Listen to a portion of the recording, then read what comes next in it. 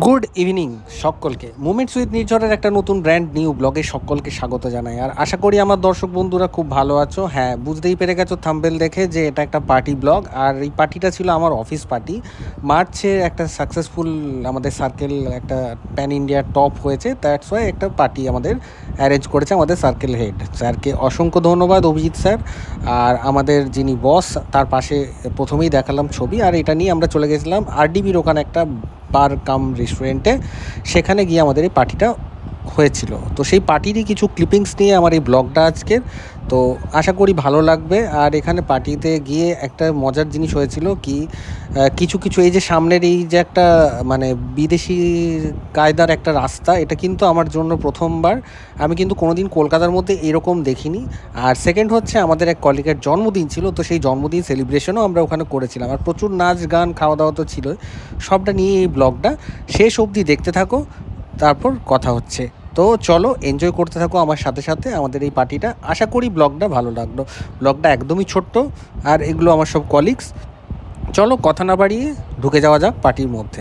আর এই জায়গাটা ছিল হচ্ছে আরডিবির একদম সামনে। এর সৌন্দর্য আলাদা। এটা হচ্ছে আমাদের কলকাতার একটা ডাউনিং স্ট্রিট যাকে বলে। আর এটা টোটালটাই ফরেন স্টাইলের ডাউনিং স্ট্রিট। তো সকলে মিলে ভিজিট করতেই পারো, খুব আনন্দ পাবে জায়গাটা। আর রাত্রেবেলার চমকটা অন্য রকমের, যখন লাইটগুলোও জ্বলছিল, সেই ভিডিওটাও আছে লাস্টে। তো তার জন্য লাস্ট অবধি কিন্তু ব্লগটা দেখতে হবে। তো চলো কথা না বাড়িয়ে ঢুকে যাওয়া যাক পার্টি।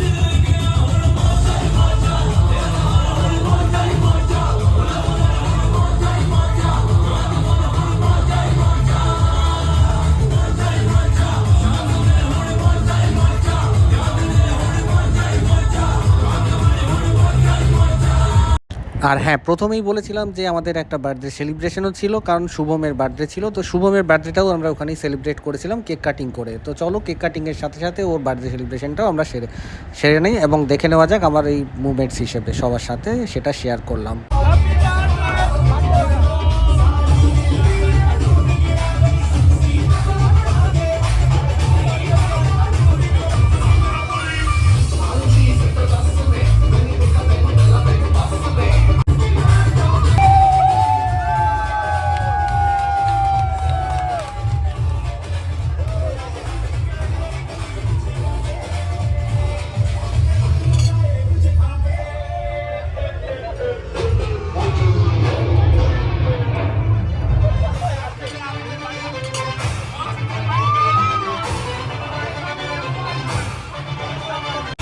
मैंने सुना है कि 20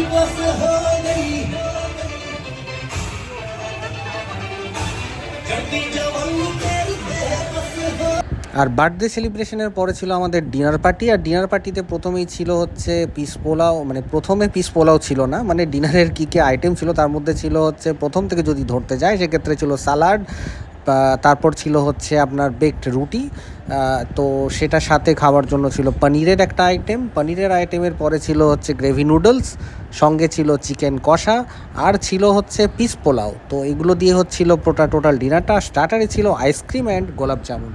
সেগুলো খেয়ে আমরা রাতে ডিনার করে বাড়ি চলে এসেছিলাম। ভিডিওটাই কোথায়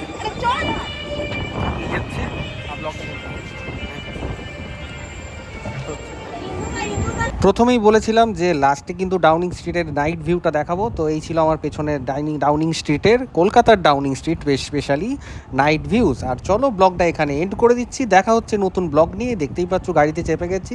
সো গাড়িতে চাপার পথে বাড়িও চলে এসেছিলাম গাড়িতে করে, ক্যাবে করে, কিন্তু আস্তে আস্তে পুরো ভিজে গেছিলাম কারণ বৃষ্টিটা কিন্তু মারাত্মক লেভেলের জোরে হচ্ছিল। তো সেই প্রকৃতির সাথে হাওয়া খেতে খেতে বৃষ্টি মাথায় নিয়েই বাড়ি পৌঁছেছিলাম আর প্রচুর এনজয় করেছিলাম।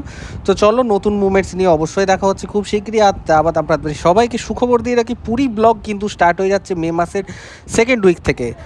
সো বি এক্সাইটেড এবং আমার চ্যানেলটাকে সাবস্ক্রাইব করে দিও। আর সিরিজ হিসেবে পুরী ব্লগটা আসছে খুব শীঘ্রই মে মাসের সেকেন্ড উইক থেকে, যেই সিরিজটা স্টার্ট হবে। তো চলো দেখা হচ্ছে নতুন ব্লগ নিয়ে, ততক্ষণের জন্য গুড নাইট। আর আশা করি সকলে ভালো আছো আর ভালো থাকবে। টাটা।